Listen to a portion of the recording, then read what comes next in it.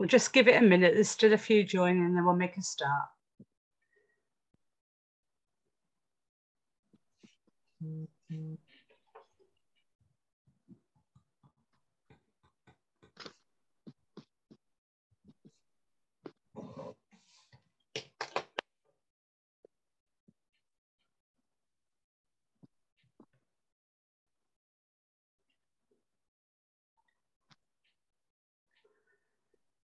Okay, good evening all and welcome to this PCS Activist Forum. I'm Fran Heathcote, President of PCS, and I'm really pleased that tonight joining me alongside Mark Sawatka will be three members from groups that are taking action at the moment, which will be really good to hear from. We're probably meeting at what is a pretty important time in terms of trying to get organised. So the purpose of tonight is not to go over all ground that we've covered in the Facebook Lives that you may well have joined over the last couple of weeks, but to make sure that as activists, you're geared up for what's happening, what's coming next, and some of the detail that we need to get into in terms of what branches have been asked to do. So as I say, we've got a really good panel of speakers. We're going to hear from all of them.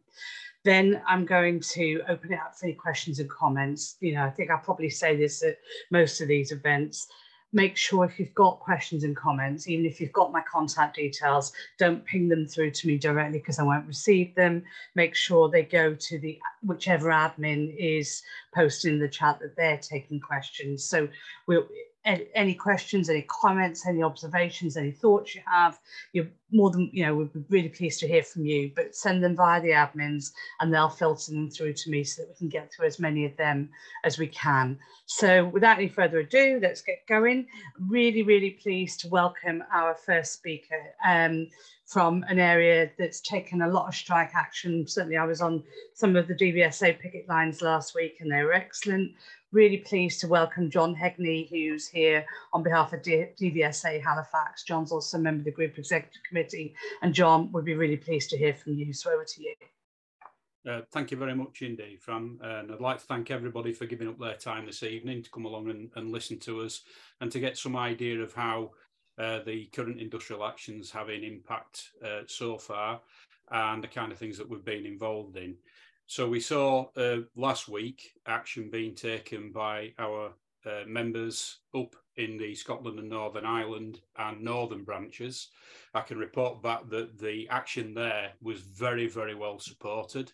The feedback that we've got from the employer so far is telling us that that has had significant impact already. And this week, the baton's handed over to my area, which is the Yorkshire and Humberside area, coupled with Northwest, two very strong areas. And we've been out on our first day of action today.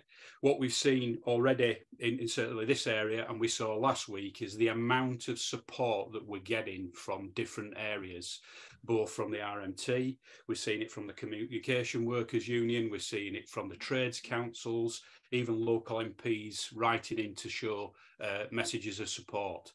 We cannot stipulate enough how important it is that we make sure that this action continues to roll across the country.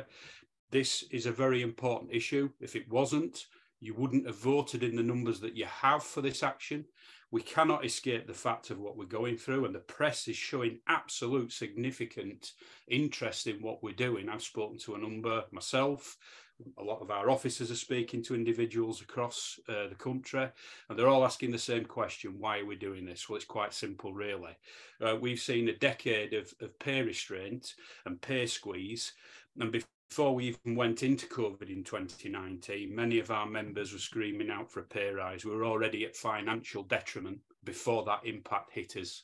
We've then seen the issue of COVID come along, then the issues which are happening in Europe, which have led to the financial crisis. But our members were already in pay poverty before that happened, and that's not been really seen as significant when things are being reported in the media. The fact of the matter is that we already had that issue that was there, and all that was happening was people sticking a sticking plaster over a gaping wound. And then what happens is we go into this massive financial crisis, and many of you are suffering pay poverty on a level that's not been seen for many, many years. I'm hearing from members that are struggling. They're telling me that they're embarrassed to say that they're having to borrow money, they're having to go to people and ask for food. Nobody goes through that. Nobody takes away their labour at this point in the year unless they've got to do. So I want to thank every single one of you that has shown support so far in this action for my area as we go through this over the next few days. And when eventually we pass that baton over to the Midlands region and the Eastern region, and as it moves down country. I've been contacted by a lot of members that are saying, well, why have we not been asked to go out? Not at the moment. This is the first wave of action. This is the first vault of what we're doing to start off with. You will get your chance. But as that moves along, we will need your support. We'll need your messages of solidarity. That's what we're looking for. This is just the start of this campaign, and we can win this if we all work together. I'd like to thank you all for coming tonight.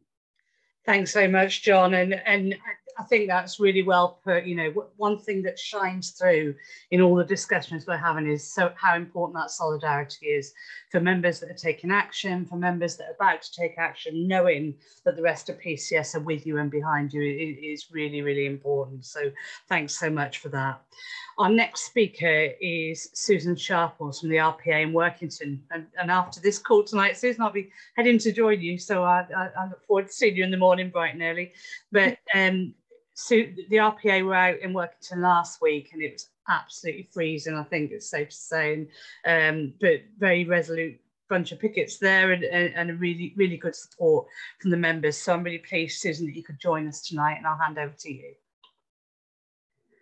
Hi everyone, Susan from Workington. This is the first time I've spoken in one of these groups, so bear with me. So yeah, I mean, I've worked at the RPA part of DEFRA for the last 24 years, and I've also been a union member for 24 years. I've always went out on strike, I've always supported strikes, but this is my first time on the picket line. I was quite nervous joining the picket line because I didn't know what to expect. Well, anyway, we all trudged out in -7 degrees last week in Workington on the west coast of Cumbria.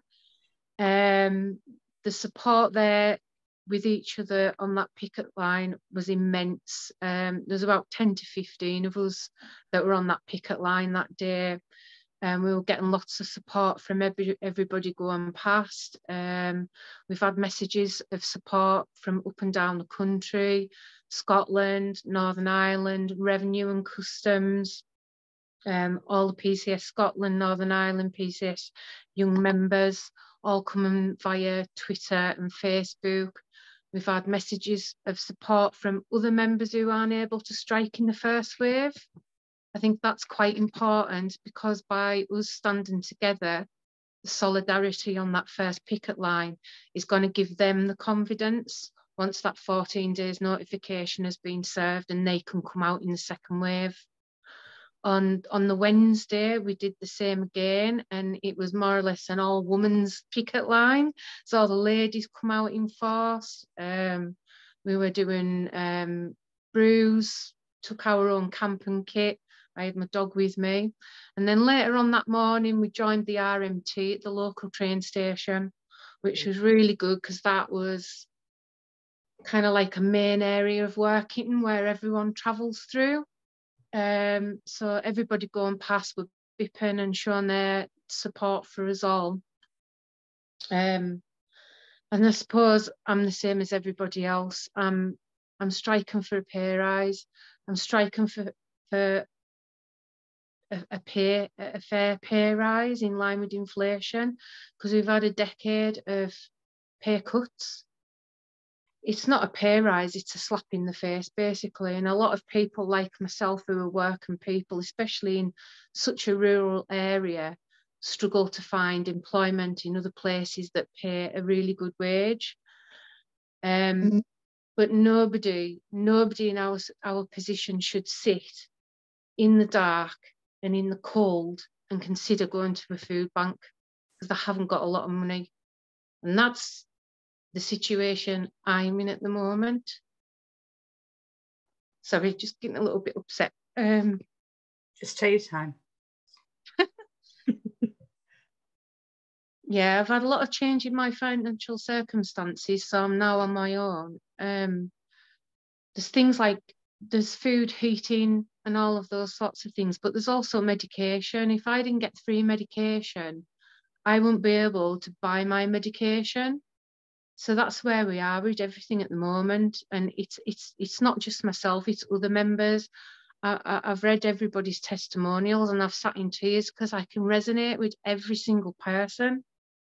So it's so important that we stand together and fight for what we believe in and fight for fair pay. And just one last thing to say, we've also had support from our local reps, as well as the Vice President. And I just want to say a big thank you to Beth Wag, Simon and Steve from the North East, because they are supporting us. They're supporting the new members, some relatively new members who are relatively new as a public sector workers, and giving them the confidence to speak out and to come on strike when they're able to do so. And just one last thing, as the carpenters would say, we've only just begun. So let's all stand in solidarity and let's do this and let's fight for what we believe in. Thank you. Susan, that was brilliant. Thank you so much. My screen froze at the end, but I caught virtually all of that. And can I just say that, you know, the way you're feeling is absolutely understandable, because, you know, people are facing some really hard times, aren't they? Which is why the campaign is so important. But the point you made about the RMT as well, we had a message in the Northern region from the RMT to say how chuffed they were that you went and joined that picket line, and that solidarity between the two unions. So I, you know, really thank you for joining us tonight. We are going to actually, as well, going forward, we are going to join them on another picket line outside of our local MP's office, based in Maryport. We're going to join up with the RMT outside Mark Jenkinson's office, who's our local MP, and we're going to go there together. Brilliant. That's great. Thank you so much, and thank you for taking the time to give your story. And I think it will resonate with so many people in terms of some of the issues that you and our members, you know, across the board are facing, and why this campaign is so important. Okay, our third speaker then is Marnie Mellier, who is from Liverpool City Jobs Centre in the DWP. So Marnie, really pleased to have you along tonight, and I'll hand over to you. Hiya, this is like my first time doing anything like that, so I'm very nervous. But we've just had our first day of industrial action today. 3 job centres went out, and it's been amazing because this is my first ever sort of industrial action. I've never really been a part of anything like this before, but it's been really good to see, because my office in particular, my job centre, is quite a young staff. So for quite a lot of us, it's our first time doing anything like this. And just, we get why it's so important. Obviously, it's like the times that we're in right now, the financial situation that we're all facing, it's horrific. Like the amount of people in our offices, even our side of the glass of the job centre, that are facing financial insecurity. It's like this shouldn't be happening in this day and age. But obviously as well, coming from Liverpool, I think there's that extra sentiment in it, because the government have always sort of handed Liverpool and just sort of left us in the lurch kind of thing. So we understand why this is so important and why we want to be the people to sort of fight this fight. But no, the first day of industrial action was really good. The picket was really strong.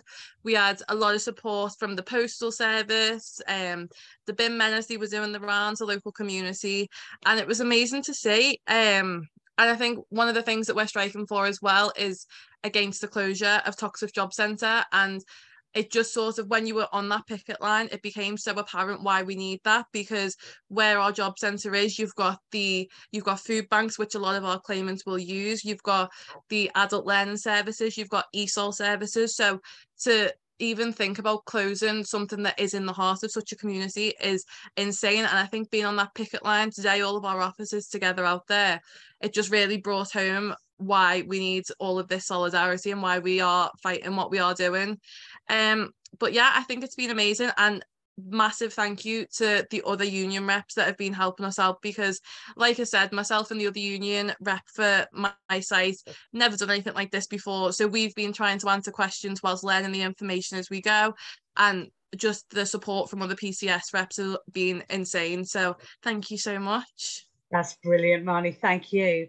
And again, you know, my thoughts are with you all, because when you do this for the first time, it is a bit daunting, and nobody knows all the answers. But what we have got is a really good network of reps that work together, haven't we? So that's good. Just going back to Susan's point about the RMT, we've just today had a message of support from the National RMT. Your members, like rail workers, were praised as key workers during the pandemic, and all our members remain essential to the task of keeping our country moving. Yet that has failed to be recognised by this government, by the rich, for the rich. Congratulations on your determination and your solidarity. PCS members face the same struggle as RMT members for decent jobs, pay and conditions. We send you our solidarity. So that's what it's all about, isn't it? You know, the struggles might be called different things, but the very basic issues are the same. The source is the same in terms of this government and some of the decisions that they're making. And clearly, you know, there's so much we can do to link up with the RMT. We were lucky to have Eddie Dempsey join our payday protest a couple of weeks back. And he, you know, was really, really enthused by the fact that so many of our areas had won their ballot and would be taking action alongside them. And we're certainly talking to the RMT about what we might be able to do together in the new year. So I'm really pleased to, as I say, to have heard from all of you. And please stay on the line, that'd be great in terms of any questions or comments that people might have. But now I'm going to hand over to Mark Sawatka, our General Secretary, and Mark's going to give you a bit of a rundown of all the issues that we're dealing with and you know, where we are with the campaign. So over to you, Mark. Well, thanks very much, Fran. And I can echo John's point at the beginning. Big thanks to everyone who's joined us.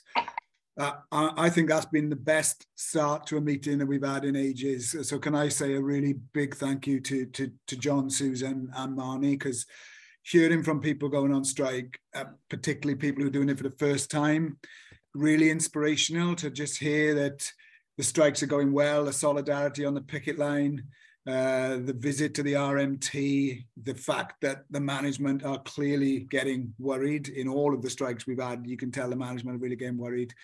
And that is the best possible way to start any campaign, because it confirms that the union's growing. You know, we're now nearly 191,000 members, biggest that we have been in over 6 years. Thousands of people getting active in the union, massive vote. And everywhere we've had a strike, there's been really good picket lines. People have joined the union. So it's great to hear Susan on. And we only talked a few weeks ago about the number of people who joined in Workington to be on strike. And we've seen that repeated in the DFT and everywhere else. So it's a great start to the meeting. And I want to give a heartfelt thanks to the 3 people who've spoken, and ask if you can all tomorrow on your picket line send solidarity from this meeting tonight and tell them how you thought it went. Ask somebody else if they want to come on with you next time. That'd be fantastic. And I think that'll be the way that we really build the strikes.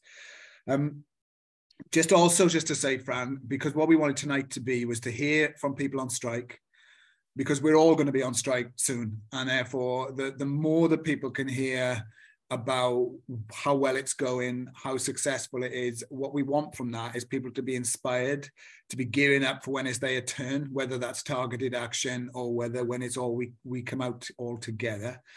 And to hear that the management, far from ignoring us, are really rattled. So just reflecting who's been on strike so far, because we've heard from 3 strikers, but there's been loads of people on strike. So we've got the RPA, as we heard from Susan. And I just want to say that the NEC meets tomorrow, and we are now considering an escalation of that dispute in the RPA in order to show the management that there's more action that we can take and to make that action even more effective. We've had the DVSA on strike, as John has said, in Scotland, Northern, Northwest, YNH, and that's going to move to other parts of the country in the next couple of weeks. We've had our highway members out on strike in the north, and they're going to be joining in London and the southeast in the next few days. We've got members on strike, as we've heard, in Liverpool over the Toxteth closure and from Marnie, and also in Doncaster. We've also got a long-running dispute, and a big shout out to members in MOJ over Common Platform in the court service who've been on strike now for many weeks over an IT system that doesn't work and makes everybody's lives far more stressful. And of course, let's not forget those inspirational members in HGS, in the Disclosure and Bargaining Bar and Service in Liverpool, who've been on strike now for well over a month combined, who are again inspirationally standing up in a private sector employer owned by billionaires, who are really, really doing an amazing job, and we're determined that we see a win for them as well. Next, we've got already signed off and agreed extension of the action in the Department for Transport, in the DVSA and in the highways, but also in the DVLA in Swansea. We'll be making announcements about that shortly, and that is going to be incredibly hard hitting. The DVLA is in one hell of a mess for backlogs, and members there have shown that they are really solid. We've got our colleagues in the Border Force in 6 airports and in the Port of Newhaven on strike over the Christmas period. And then we've got lots more in the pipeline. And the purpose of all of this is what we're saying to the government and to the management is that we've got 100,000 people can come out on strike. What they're seeing at the minute is action solidly supported, the union growing, management are firefighting and panicking in many cases. And our point is that's just the start. So also to quote Susan and the Carpenters, it has only just begun and it's going to get bigger and bigger and bigger. And the point of this is having a strategy that escalates, is that all the time you say to the government, the pressure's building, you need to talk to us. And every time they don't talk to us, we pull more people out on strike and that pressure builds and builds. So this is the start, and the government need to recognise that. Now, I also just wanted to give a shout out to some of our brilliant reps about the media coverage that we've been having, because the union is having an unprecedented amount of media coverage for these strikes. We have been on every newspaper, front pages in some cases. We've been on the TV, national, regional, local. We've been on the radio. We've been in all sorts of print media. And the beauty of that, Fran, is that we've had national union officials on, and we've had reps and strikers on, and we've had lay leaders on. And, you know, a big shout out to everyone. And today was just great. I've just been watching Sky News, and there was the picket line in Toxteth looking very lively. And there was Martin Kavanagh and Sarah Morton doing a great job. And I know that's happened everywhere, that people have been prepared to speak. There is nothing like the voice of people who are on strike, who are experiencing this, to really bring home that message that we've heard so powerfully from our 3 speakers. And we've got lots of plans for that media to increase. So what I just wanted to focus on, Fran, is what's coming next and what it is that we want people to be doing as activists in every branch of the union. So the NEC meets tomorrow, and the NEC tomorrow will receive a detailed report on how the action is gone, take decisions about where that needs to be escalated, where we need to call further people out now to counter management's tactics of trying to get around the strike, to sign off the next wave of targeted action that we'll announce then over the course of the next couple of weeks, taking us into the new year. The other thing the NEC will get tomorrow will be a very detailed report on our discussions with other unions as to how we can take that practical solidarity that all speakers tonight have raised, not just with the RMT, but with the postal workers and everyone else. Because we know that whilst we've had the worst pay offer anywhere, everybody is striking because no one's getting a pay offer that's acceptable. And therefore, we've been meeting with other unions in the TUC, and we will report that back tomorrow. But what I think we really wanted to flag up, Fran, is that the NEC will meet tomorrow, and we'll meet again on the 11th of January. The meeting on the 11th of January has been timed to take place after a meeting at the TUC where all unions are coming together. What we wanted activists to be aware of tonight is that whilst we can't make an announcement that it's definite, is there is a very strong possibility that we're going to get a number of unions, and it may be a large number of unions, all agree a common date for everyone to come out on strike at the same time. And our working thesis at the moment is we think that date will be the 1st of February. There is a little bit of a debate about whether it's the 1st or the 2nd, but what we wanted to tell people is, particularly because we know in the union a lot of people have been asking, when is everybody going to come out together? And the NEC's made it clear that there'll be lots of times that we'll need everybody to come out together to back up the targeted action. But we've been really keen that when everybody makes that first sacrifice, it isn't just us standing alone, it is us alongside paramedics, teachers, lecturers, RMT members, train drivers, the firefighters, and a whole host of others. And I make that point now because we want people to know that this is coming. It's coming in the new year. There'll be more targeted action, and then there's going to be an announcement about when we will ask everyone to come out. And I wanted to say that tonight is that whilst that will be confirmed on the 11th of January, it is important that every activist on tonight leaves the call and therefore understands the importance of the things that I am now going to ask people to do. And Julie, after me, in some detail, will be stressing some of the critical importance of the work that needs to be done in relation to data cleansing to ensure that we can serve notice on the government for everyone to come out on the 1st of February.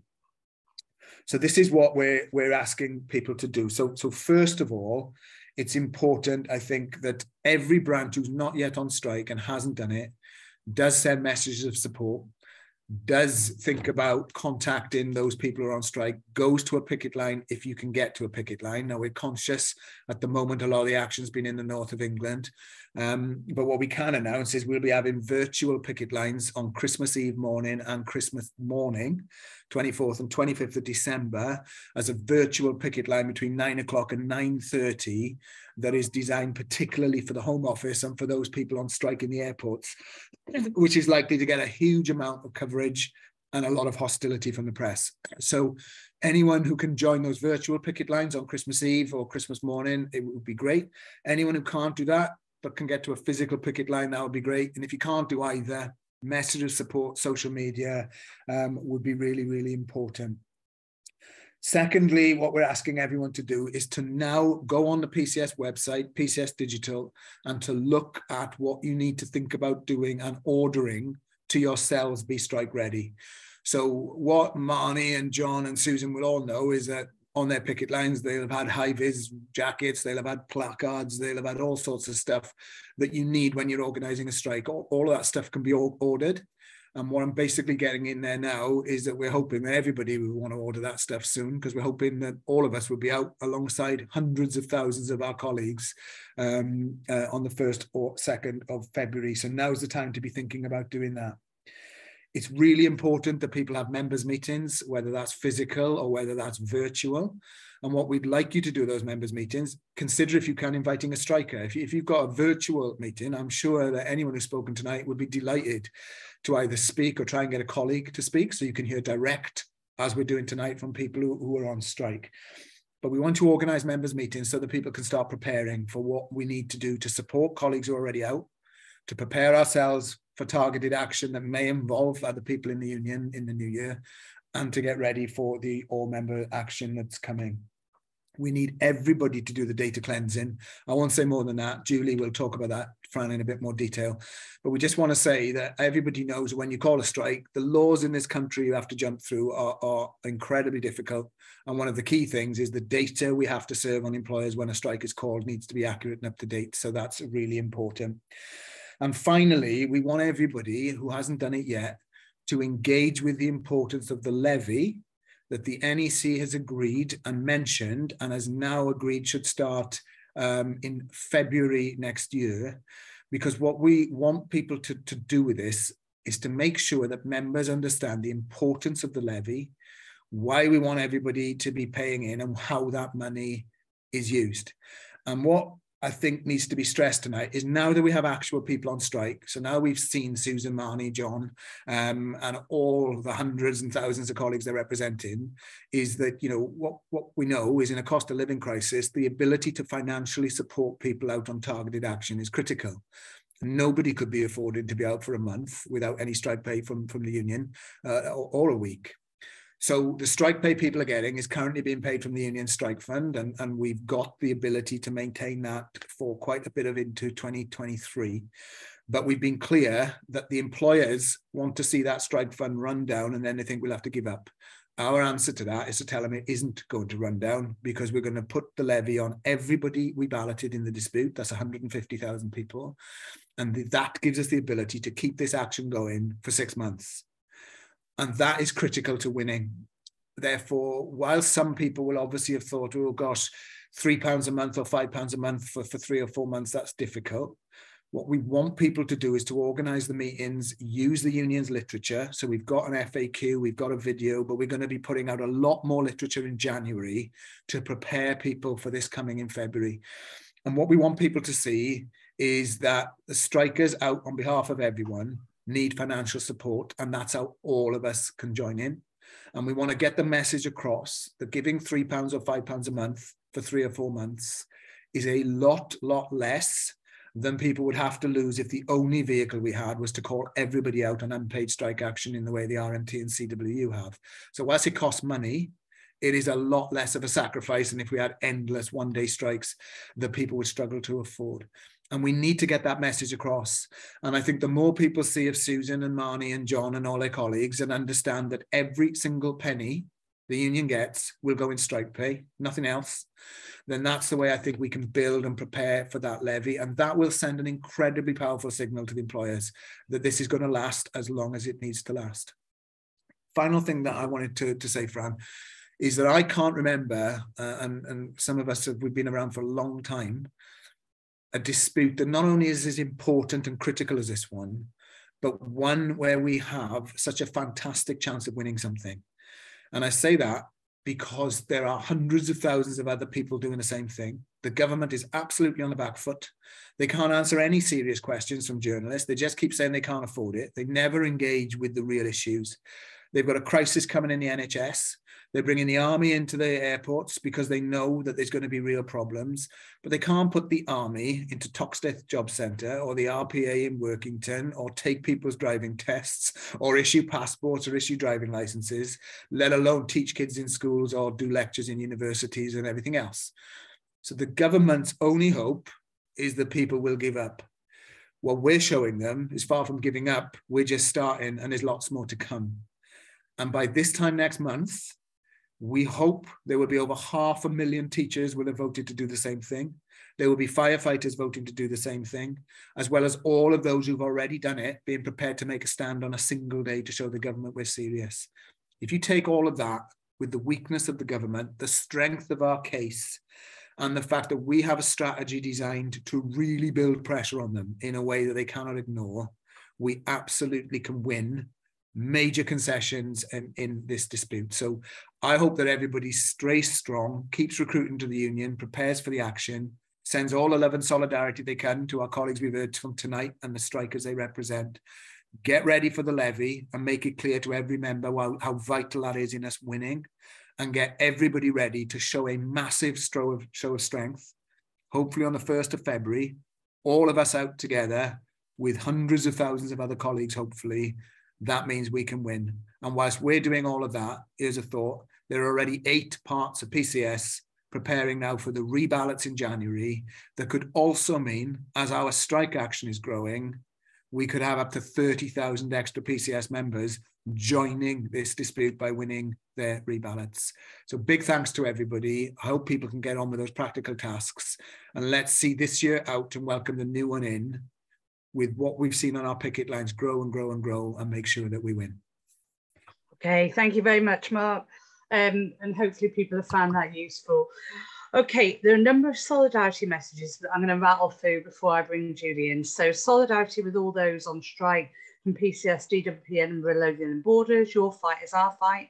That's from Steve West. Solidarity, full solidarity to all strikers from the North East region and DWP City of Sunderland branch, as well as DWP Tyneside and Northumbria branch. So thank you both for those. Solidarity message from DWP Glasgow. The branch sends fraternal greetings to all those taking action internally and beyond, and that's from Callum Walker. Solidarity to all striking members in the DVSA, RPA, HMCGS and the DWP from the Independent Office for Police Conduct. The Workers United will never be defeated. That's from Sarah Enzo and the IOPC branch. And that's it for now. There are lots of solidarity messages that hopefully I'll get to, but keep those coming because it is important, and it's great if we can pass those on to the striking workers involved. Okay, as I said, this evening's meant to be quite practical and meant to talk you through, as activists, some of the things we're asking you to do. So I'm going to hand over to Julie now, who's going to talk us through a little bit of the detail of data cleansing. So over to you, Jules.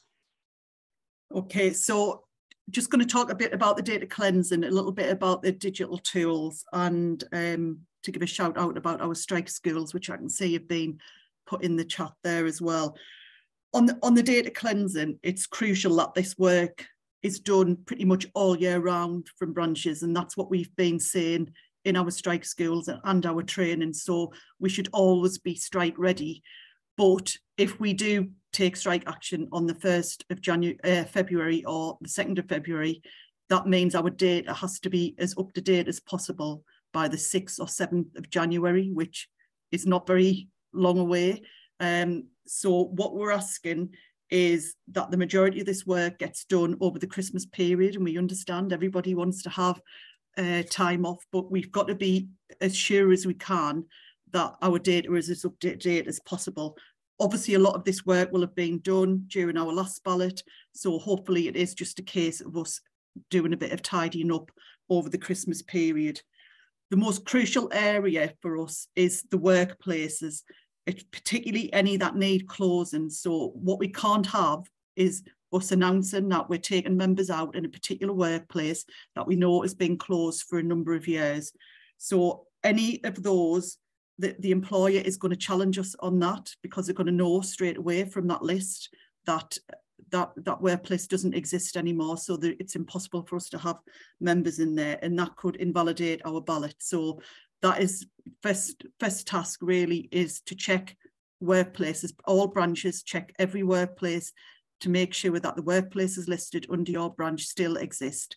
If they don't, what we need to do is to make sure that we move the members who are in that workplace into the correct workplace and get that branch closed down. And we do that by contacting our membership department. We're talking to our membership department about how crucial this work is, to make sure that when a branch asks us to close a workplace, that's done as quickly as possible. There's only to transfer members into a different workplace, the only 4 people who can do that are the 4 main branch officers. So your chair, your secretary, your treasurer, and your organiser. There is an ability to have more than one organiser or more than one treasurer, for instance, in a branch. So if you've got more people who need to do that work, or you've got your chair and secretary are going to be off over Christmas and are not going to be able to do that work, and you want to allocate it to somebody else, then there are ways of changing those branch officers for the period over Christmas. And again, it's the 4 key branch officers who can do that, who can change any of our activists. Second area to look at is grade. The grade can be changed in 2 ways. Firstly, members can do that themselves. So they can they can log into digital and change the grade themselves. The grading does have an effect on subscriptions in some cases, because if somebody's been promoted from an AA to a HEO in the time that they've been a union member, then obviously their subscriptions possibly need to change. So the member will get an email to get them to confirm that that is their grade, and to get them to confirm their salary details. In addition to that, branches can change the grade of members using the organising hub by going in to the membership reports, and under branch membership, clicking on the grade and changing that. And again, the member will get an email to confirm that those details are correct. All of this information we will be sending out as well in guidance notes, and we'll be including them in our strike schools as well. The third area is the area that we constantly talk about, and we again ask branches to check these details all year round, which is a personal contact details. So mobile number, email address, ballot address, all of those crucial particularly when we're in strike action or we're taking part in strike action. It's the only way that we can get in contact with members is by having a personal email address or a mobile number. So really crucial when we're talking to our members about any upcoming strike action that we make sure that their personal contact details are up to date.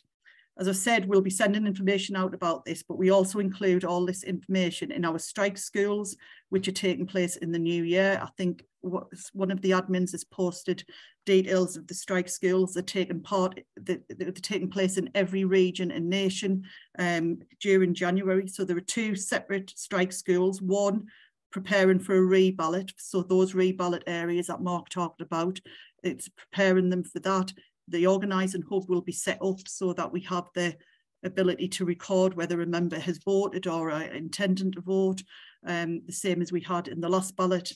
And then the second strike school is around moving to effective action. So all the things that we need to do, talking about picket line, protocol, all the things that we need to do. And again, we've got loads of materials attached to those, and I can see that the admin has posted some information there about the strike levy as well. And again, we talk about the strike levy in the strike schools. So I think that's the crucial tasks. As I say, we will be sending information out about that and some guidance about how we do all of these things, how we move members around, because we understand there is some new branch officers who might not understand how to use the tools, but it's crucial that we use the tools because we know from the ballot figures that we've got, the more members who were spoken to using the organising hub and using the digital tools that we had, the higher, in most cases, the higher numbers we had of members voting in the ballot. So it's really important that we use those tools. So I'll leave my comments there, Fran. Okay, that's brilliant. Thank you. Okay, so there's lots of questions on various topics, so I'm going to jump around a bit. So if you've been one of the speakers, it'd be helpful if you've got any thoughts on some of these. I'm going to start with a question that might be good for our 3 striking speakers to answer if you've got any comments. Does anyone know of any innovative ways of getting good turnout on picket lines? I've never been on one before. So that's anonymous, but obviously you lot have just organised your picket lines and sometimes in some instances for the first time. So was there anything that you did that encouraged people to be on picket lines? Or is it just simply a matter of getting out there and talking to your members, engaging with them and making sure they understand what you're doing and why? John, should we start with you? Any thoughts on that? Yeah, I think, some workplaces are a bit dispersed, and as a result of that, people can be working in small numbers. By picking a key area where you've got really a visible sort of face, I suppose, to the public, individuals can come and join that picket line, and there's more of you there. It shows camaraderie, you stand together, show solidarity. That allows other people to see what you're doing. They may join. You can also do stuff on the picket line, like bring drinks, tea, coffee, biscuits, that kind of thing. Make it feel sort of welcoming for individuals.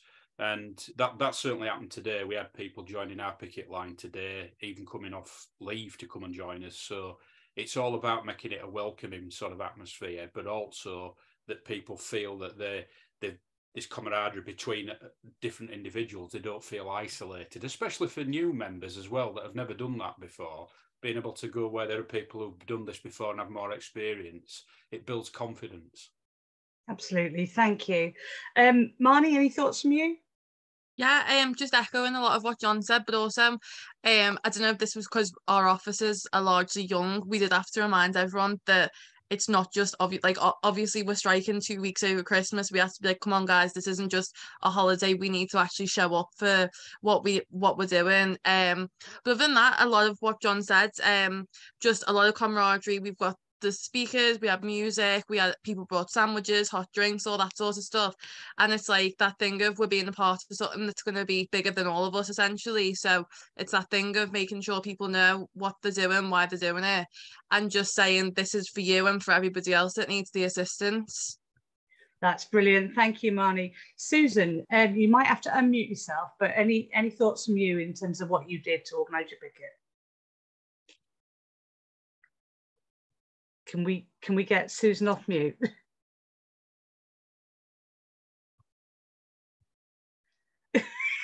I have sent her the ask to unmute button.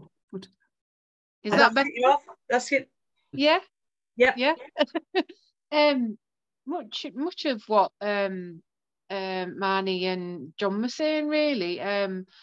What our reps did, though, we set up a WhatsApp group, so everybody that was going to be striking, or not striking, but members, everybody in the CSC in the RP8 working were all added to the strike group. Yeah. So there was a lot of chat of what we're going to do on the picket line, who's going, organising it between us, and geeing everybody up. Because I would say a lot of people are like me, they've never been on a picket line before and didn't know what to expect. But then organising refreshments, I mean, I even got in touch with the local coffee van to see if they were going to turn up. And then I was like, I'm going to take my dog. Anybody else taking the dog? Yeah, let's take the dogs. So it was kind of like a big family, really. Yeah. And just like a big warm hug. Yeah, in a way. So I think tomorrow and Wednesday when we go, we're going to get some music going, because we've got a theme tune now, the Carpenters. We've only just begun. So, and then we'll do the refreshments and everything else. So we'll think of different things, I think, maybe theme it each time we go and do a picket. And I think what I'm going to do tomorrow, I'm going to walk up where our office is. It's right on the coast, and there's a great big hill at the top. So I'm going to walk up up there with the dogs tomorrow and wave a flag and take a selfie. That's so brilliant. It's doing things like that to like, yeah, it's serious. We know why we're doing it, standing for everybody else, but it's also putting a bit of humour in there as well. Definitely. I think that's important to keep smiling.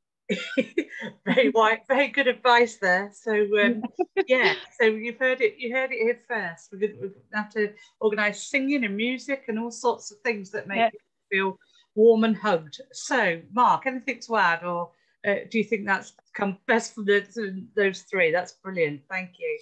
Okay, there are a couple of questions for you though, Mark. Both on the theme of targeted action. Will there be more targeted action, and how will that be decided? And then I'm not being called to take action this time around. I work at Heathrow. Is it okay to advise my members not to cross picket lines if they're not part of the targeted action? And that comes from Andrew.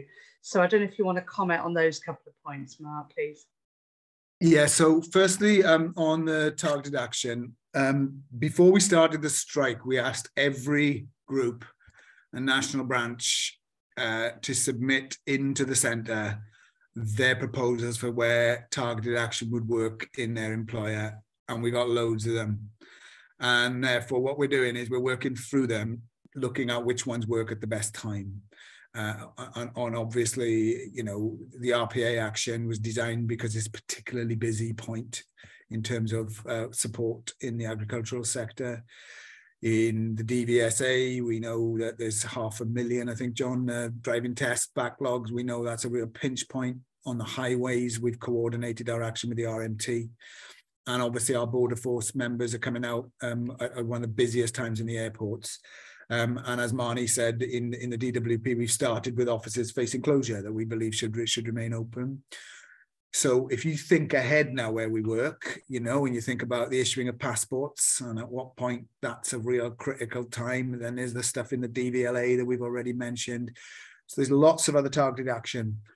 But what I would say is if there's any rep on here who thinks, well, where I work, there's something happening as the union thought about it, do email in or go and talk to your branch secretary or to your GEC, because we want to make this action escalate. And what people thought of a few months ago, there may be more things now that come into scope. What we want to do is call action where that is going to have an effect. So that's the way people can do it. Anyone can put a submission in, send it in to me, Fran, or yourself, and we'll make sure that would go to the disputes committee or discuss it with the group. On Andrew's question, if you're a member in the Home Office and you are affected by the strikes taking place at the airports over Christmas and you're not one who's been called out on strike, my advice is to go and speak to your rep or GC member or our full-time officer, Mike Jones, where we will be able to give people advice about how the issue of picket lines, what people can and cannot be asked to do.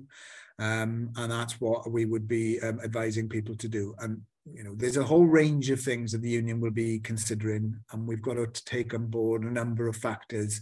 So I mentioned earlier in the RPA, you know, we've got the action in the RPA. Management have tried some ways of seeing whether they can circumvent some of that. And therefore, I think we're going to be bringing more members out in the RPA potentially to show management that instead of trying to cover everything, they should just tell the politicians to get into talks with us. In the Home Office, the strike is going to have a massive effect, but we are aware that the army has been brought in, and we are aware that there are other civil servants who will be asked to do some work, including those in the Home Office. And again, we will need to look at what we can do as a response to that over a period of time. But talk to your local rep, where we can give advice that, frankly, I would not give in a public forum, because the union wants to protect its legal position, but there are things that can be done. So go and talk to somebody would be my advice about that. Okay, thank you. Solidarity message from the DWP group to all members taking action. Brilliant picket line at Toxteth this morning. Looking forward to more of the same in the weeks ahead. And that's from Martin Kavanagh, DWP group president. So thanks for that, Martin. Okay, another question probably for you, Mark. I've heard surge staff will be used to cover strikers. Is there anything we can do to prevent this? And that's from Alec. Yeah, so currently, because we're again aware of what the plan is, we've ascertained the employment status of people in surge and who their employer is. And we are currently, the situation is there's a reballot of members taking place in HMRC, and surge members will be covered by that ballot. In the event that ballot is successful, then again, one of the things the union will want to consider is bringing out members in the surge teams on targeted action. And the NEC tomorrow will be discussing a recommendation, Fran, that seeks to tighten up going in to have meetings with members in the surge teams, and to ensure that in the event that the HMRC ballot is won, and we hope it will be, and when I say won, HMRC voted like everyone else, but 80% for a strike, but just fell a fraction short of the 50% threshold, then we would be able to call out the surge members on strike. But again, if you're an individual member and have been asked to do something, no one should assume that what you're asked is a legitimate instruction. We should always check that out. So again, go and see a rep, talk to a GEC member, or send us in an email, and we will make sure that we put you in contact to discuss that with the appropriate person. Okay, thank you. The next one I'll pick up quickly. Will there be an email link promoting the virtual picket line event closer to the date? And that's from Jessica Williams. And the answer to that, Jessica, is absolutely there will. I think there are links on the chat now for it, but we will also make sure that's well circulated, and it'll be on our website, it'll be on social media, and we'll make sure that everybody can get a hold of that for the virtual picket lines on Christmas Eve and Christmas Day. Okay, another one for you, Mark. I'm on a picket line later this week. Is it okay for me to talk to the media? I'm happy to. Absolutely, yes. What we would suggest is, again, so I'm assuming therefore this is a member probably in the DFT, I would imagine. Sorry, what was it, Fran? It doesn't say. It doesn't say, right. Well, again, people can speak to the media when on a picket line, but what we would urge people to do is, again, to talk to the rep, or if you want to talk to our press officer, because we're encouraging people to speak to the media, because the more strikers who do, the better. And we're well versed in it. So if anybody wants to be talked through that in advance, drop us an email or talk to your local rep. As long as people are making it clear, you know, they're there for PCS, they're a striking worker, then people can speak. But if you want any help to line you up to do that beforehand, do so. And again, I just want to repeat, where we've had people speaking to the media, it's been incredibly powerful, and a big shout out to people, because it's picking up more and more and more of a resonance. And one of the things we're urging people to try and drop in, whatever else you want to say, and obviously people should say what they feel, but let's make sure we take every opportunity to remind people that the pay remit we had is the lowest anywhere. And I just want to say to people who may not quite pick this up, the FBU, the firefighters, were offered 2%. They rejected it, and that offer was increased to 5%. They're now balloting on striking over 5%. But the point here is that was increased after they rejected it. So we are uniquely being treated appallingly, and we should make sure we remind people of that at every opportunity. Thank you.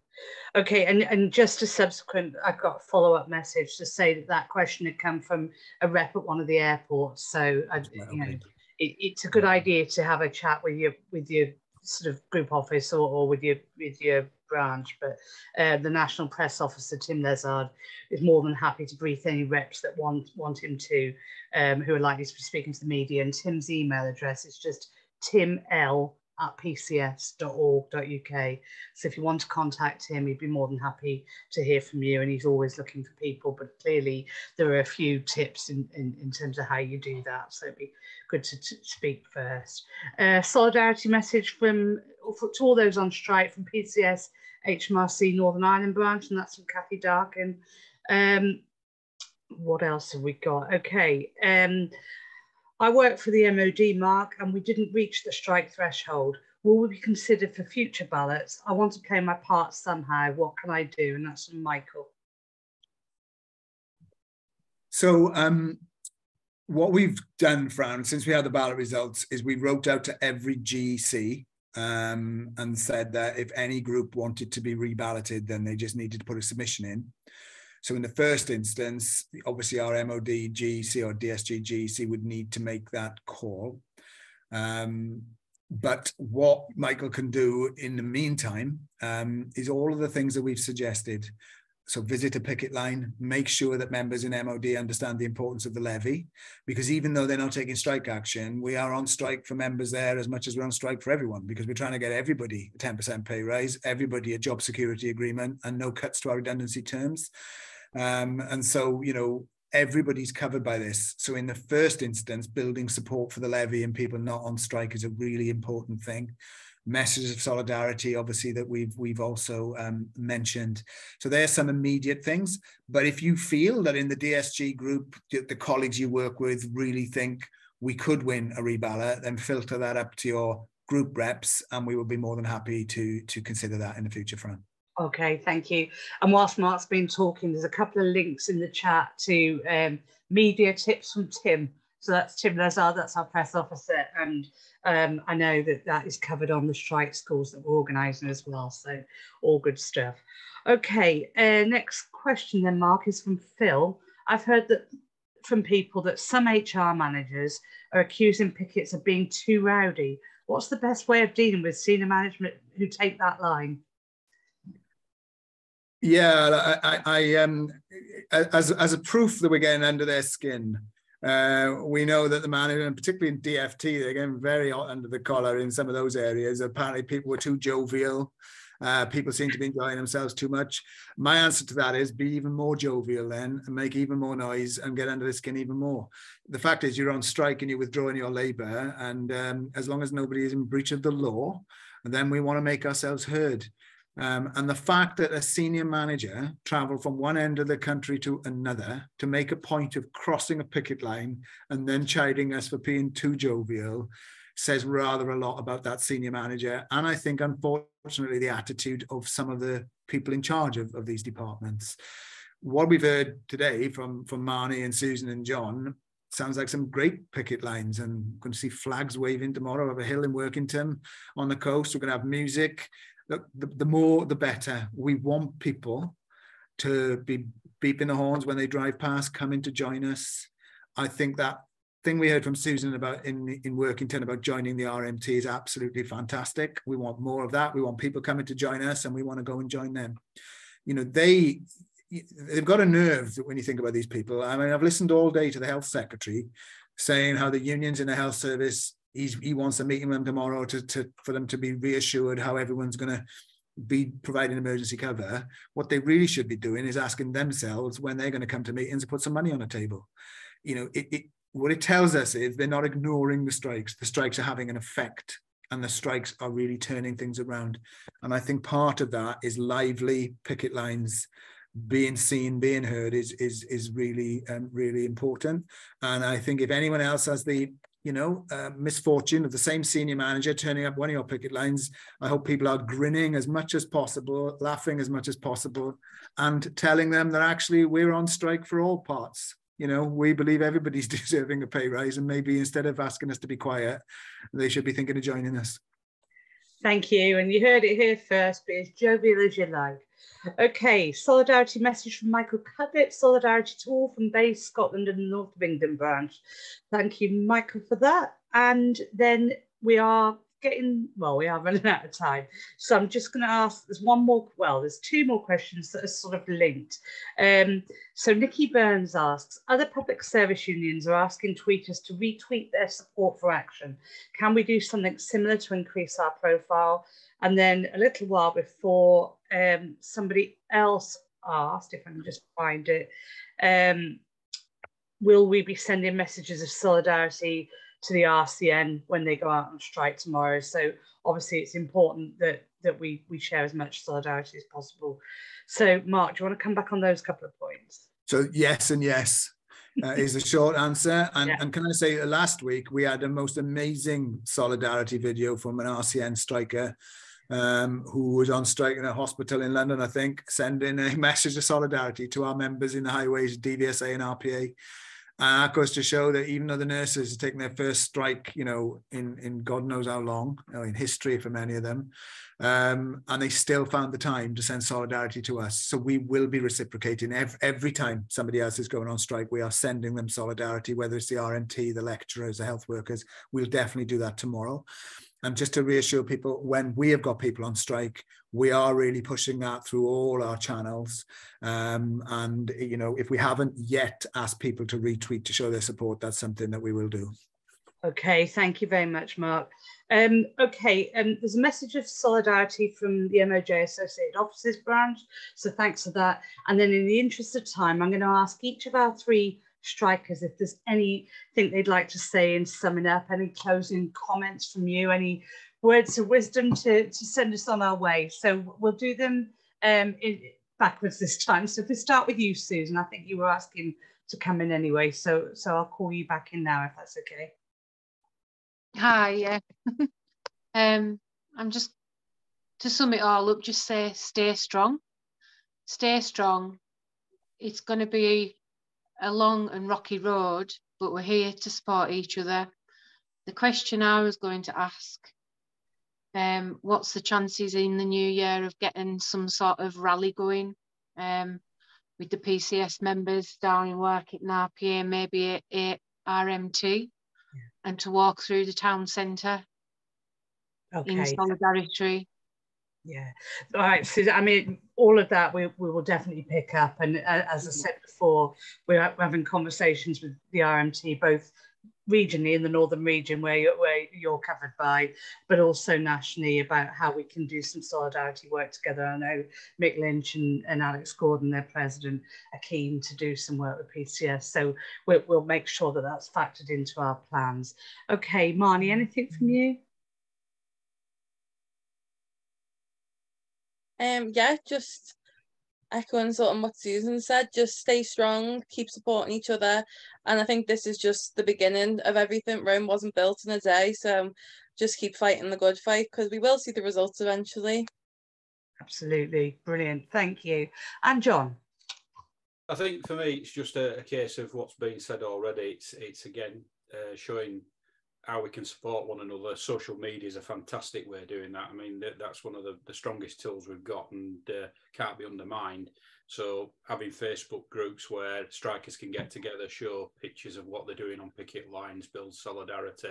Same again with the WhatsApp groups, as Susan pointed out. WhatsApp's become a very key piece of equipment in our armoury, really, I suppose. And really, it's about now getting up, doing what we have to do. We're off our knees, we're on our feet. Let's do this. Let's stand together. Okay, that's great. Thank you very much, John. And I'm going to hand over to you, Mark, in terms of any closing remarks. Yeah, can I massive thanks to Susan, John and Marnie, because I do think it's been brilliant to hear from them. Really, really refreshing. It's a real shot in the arm, or I've found it so, and I'm sure everybody else has as well, to just hear frontline stories from the picket lines and how well they've been going. And so, again, if they can pass back to their colleagues tomorrow morning, hopefully it's not -9, but whether, you know, wherever that is, solidarity from tonight's meeting, I think that'd be great. Just to say to people that, you know, we haven't talked about it tonight, we focus much on the strikes, but we are doing a lot of political campaigning behind the scenes. We've had a lot of really good video messages from MPs that we've been circulating. We've had the TUC have got a petition going that we'll put a link in the chat. We're doing an email to Richie Sunak. So again, if anyone hasn't done any of those things, all of that's important stuff for us to bombard them through a whole manner of means. On Susan's point, we absolutely can organise marches and rallies. But what I wanted to say to people is, if the 1st of February happens, and just to repeat, at the moment, that would be confirmed at a TUC meeting on the 10th. We'll meet tomorrow as an NEC and again on the 11th. And I think it's fairly clear that everyone should expect, you know, that we will be calling everybody out on strike pretty soon in the new year. And the 1st of February is looking like that date, hopefully with hundreds of thousands of others. If that happens, the TUC are very clear that what will happen is we will hopefully have lots of people on strike, but even if people aren't on strike, they're being asked to do a solidarity day with those who are. That means that we are expecting in most towns, cities, and wherever else, that there will be an effort to put on marches and rallies. And what we want to make sure is that we have PCS speakers at all of those, and particularly it'd be fantastic, you know, whether that's in Halifax with John, in Liverpool with Marnie, or in Workington and with Susan, we want our speakers on those platforms. You know, we want you to be able to talk to other people, telling them your experience about being on strike. So once we know whether it's a TUC thing, we will be playing our part in that, and we will make sure that happens everywhere. If the TUC thing doesn't happen, I still think there's a very strong chance that the NEC anyway will believe that the time will be coming when we need to still ask everybody to be doing something, and then do marches and rallies and organise what we can ourselves. You know, so it's all coming. In an ideal world, we are arguing really strongly that this would be a day of massive strength with loads and loads of unions. So I do think I wanted to finish by saying, if you've been inspired by the 3 strikers tonight and the ones we heard last week, don't just think of it as, although it's important to think about it, show them solidarity, make sure the levy's a success, put in your own ideas for targeted action. But I think that the real takeaway is, I think it's looking pretty nailed on that we will be asking everyone in this ballot, where we've won, to be coming out on strike early in 2023. And people should use this 1st of Feb as probably the date it'll be around. And if it isn't, it'll only be a day or so either side. And what we want to make sure is when we get to that we see not just our targeted areas showing how brilliant they've been, but everybody gets the chance to demonstrate that PCS is strong. That means we get the chance to get more people to join the union, to build locally, and then make sure we follow that up with a real vibrant campaign that is building and building and building. And so I hope that people therefore will listen to the points that Julie made. This detailed stuff is really critical for it to happen, to make sure when the big days come, we're all ready. And I think that's the key thing, and that's coming. So big thanks to everyone, solidarity to every striker, all the ones coming up.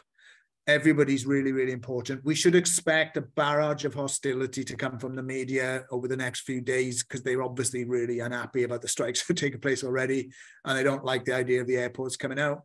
But we're ready for them. And every time the Daily Mail or Piers Morgan or anybody else comes with some arsey question, what we'll be doing is answering with the truth and the solidarity that we've heard from Susan, John and Marnie tonight, and the people they're representing.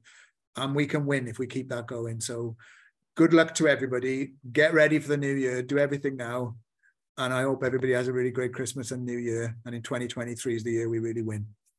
Okay, thank you very much, Mark. And I think that's a great note to finish on. So thank you so much for your time tonight. I hope you found it useful, because it's been very practical in terms of hearing firsthand from our strikers, but also talking about the sort of work that needs to go into making sure we're well organised and in the best position to win in the new year. So can I just echo Mark and wish you all a very happy Christmas and a great new year, and we will no doubt be speaking to you all very early in the new year about further activity and action that we need to take. So thanks for your time, thanks for your input, thanks to all those who flagged up questions, and I think we got through them all. Thanks to those who sent solidarity. If you want to send solidarity messages to any of those strikers, the links are all there, and it's really important that they feel that. And Susan, I'll see you bright and early tomorrow morning.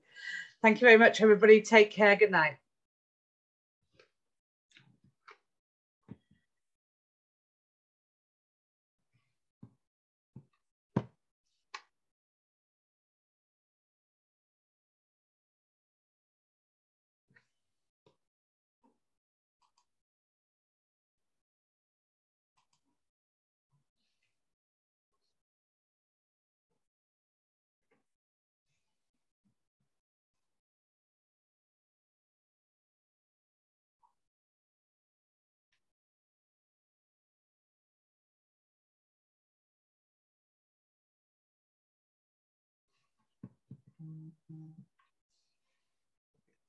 That's us. Well done, everyone.